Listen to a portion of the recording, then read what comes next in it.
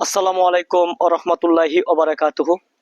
চোর তাকে চোরের নেশায়, এখানে কারো কিছু বলার নেই ভাই।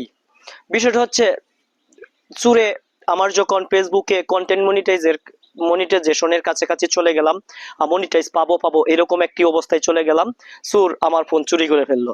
যাই হোক, আমার ফোনটা চুরি করাতে চোর ভাইকে বলতেছি, হে চোর, তোমাকে বলতেছি আমার ফোনটা যে তুমি যে চুরি করছো, এর জন্য তুমি কি লাভবান হয়ে গেছো ভাবছো? কাল কিয়ামতের দিন কব্বরে তুমি প্রথমত ধরা থাকবা, তুমি আমার অনেক ক্ষতি করে ফেলছো।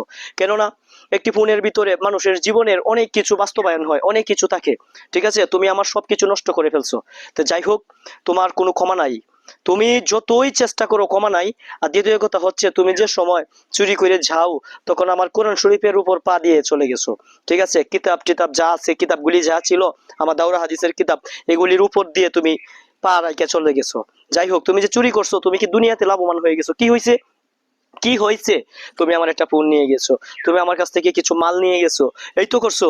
হুম, কিছু মাল আর এটা নিছো, এর জন্য তুমি জুম্মা এবং 5 ওয়াক্ত নামাজ মিস দিও না।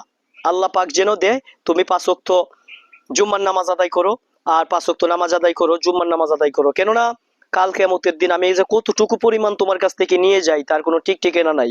তোমার বাপ দাদা 14 গোষ্ঠী যারা আখেরাতে চলে গেছে, তাদের সামনেই তোমার বিচার হবে, এবং তোমাকে আমি ক্ষমা করব না, না, না, না, না, কোনোদিন না।